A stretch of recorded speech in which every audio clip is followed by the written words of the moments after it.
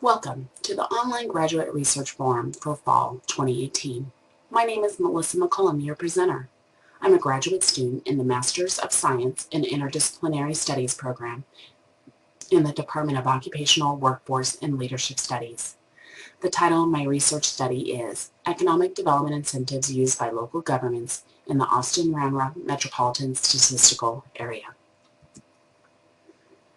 We all pay taxes. We purchase homes and shop at stores, and these taxes directly contribute to our communities. Property and sales tax are the top two revenue sources for local governments. 12 of the 19 home rule cities within the Austin-Round Rock area have adopted sales tax strategies that directly support economic development through economic development corporations, or EDCs. For the years 2013 through 2017, the Austin-Round Rock MSA area has accounted for $206.8 million of our sales tax dollars directly diverted to economic development. That amounts to $143 per person. This money is given directly to EDCs to support incentives and strategies to attract and retain jobs within our communities. I have worked in local governments for the past 18 years and understand the needs of local municipalities. Cities are continually vying to diversify their tax base and support the citizens they serve. This research study is a glimpse at the revenues and expenditures geared to directly support economic development and growth in the Austin-Round Rock MSA. This study examines the type of investment strategies used in the Austin-Round Rock area, which strategies are most widely used and yield the most jobs. Additionally, this research shows which EDC corporations are the most efficient and how much of the EDC expenditures are used for hard and soft costs, and if property tax rates are influenced by sales and property tax strategies. 3 research questions guided this study. 1. Which home rule cities have adopted economic sales tax strategies to create Type A and or Type B EDCs, and what are their expenditures? 2. Which incentive strategies are the most widely used in the MSA region? And 3. What types of companies are receiving investments within the Austin-Round Rock MSA? This research was a case study of home rule cities within the Austin-Round Rock area. The study participants are cities over 5,000 in population that have adopted home rule status for self-governance in accordance with the Texas Local Government Code. These cities are similarly situated in that they are all located in the Central Texas region and comprise the Austin-Round Rock MSA area. 19 home rule cities and 5 counties situate the Austin-Round Rock MSA and include Williamson, Travis, Hays, Bastrop, and Caldwell counties. According to the census in 2018, the city of Austin is the 4th largest city in Texas and 11th overall in the U.S. Data collection comprised of publicly available data. The state of Texas Comptroller, through their transparency database, provided information regarding Economic Development Corporation's revenues and expenditures received for reporting years 2013 through 2017. In addition, individual city data was downloaded regarding property tax rates, calculated tax levies, sales tax, and local sales tax diversions. The Austin Chamber of Commerce, through their Opportunity Austin, provided information regarding new and expanded jobs that received incentives in the MSA area, as well as new and expanded jobs that came into the area organically. Types of businesses and companies moving into the MSA area were also provided for years 2013 through September 2018. Census provided population data used to situate the spending for each entity. Data analysis comprised of qualitative methods of coding the types of industries and jobs that were garnered through investment strategies or through new and expanded jobs within the region. All data was then categorized and input into Excel to be able to be compared and contrasted. Census data was used to ground the data for descriptive statistics. Data from the state comptroller was gathered and incorporated into Excel to compare EDC spending. Additional analysis was used to compare the overall tax rate for each entity in relation to the overall revenues received for property and sales tax. Descriptive statistics were used to graphically show the data in comparison to each entity and research question. Opportunity Austin shows that more jobs come into the Austin-Round Rock MSA area through general growth versus incentive strategies.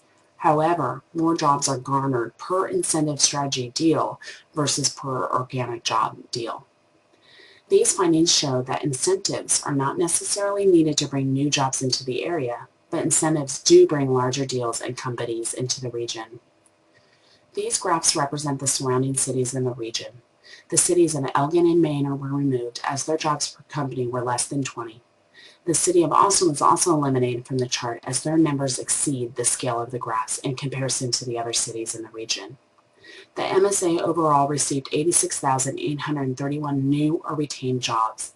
62,986 of those came into the area organically, and 15,008 of those jobs came in through investment strategies. Austin alone had almost 88% of the organic jobs and 46% of the investment jobs, totaling 6,931 and 583 investment jobs per company. The most incentivized company in the Austin MSA area is manufacturing, and headquarters, including the regional headquarters, was the top company that came into the Austin area organically. Manufacturing companies typically have higher overall company investment and salaries for their employees. The data shows that local governments get their money's worth. Company investments far exceed the incentive monies received from our tax dollars. For the 59 incentive deals that were tracked, state and local incentives totaled $75.1 million, averaging $5,007 per job. However, company investment totaled over $2.2 billion, averaging $146,892 per job. Incentives calculated to be 3.4% of the total company monies invested. Type A and B sales tax funds for EDCs have mixed efficiencies on hard and soft costs. Soft costs from the comptroller categories have been categorized to include personnel, administration, marketing and promotion, affordable housing, and payments to other taxing units. Hard costs include direct business incentives, job training, debt service, and capital costs. Type A taxes must be used for projects which create or retain jobs such as businesses, infrastructure, manufacturing, or research and development. Type B taxes have a little more flexibility and can be used to fund all of Type A projects as well as fund parks, museums, sports facilities, entertainment, and convention facilities. Larger cities over 50,000 in population average 91% of their money spent on hard costs, where cities under 50,000 average only 56% spent on hard costs. For Type B expenditures, Cedar Park averages $9 per person spent on soft and $520 per person spent on hard. Contrasting, Bastrop averages $731 per person spent on soft costs and $889 per person spent on hard costs. My research was limited by the data received from the Comptroller and Austin Chamber of Commerce. This data was coded without conversation or verification with individual entities regarding the legitimacy of the data and verification of individual incentives.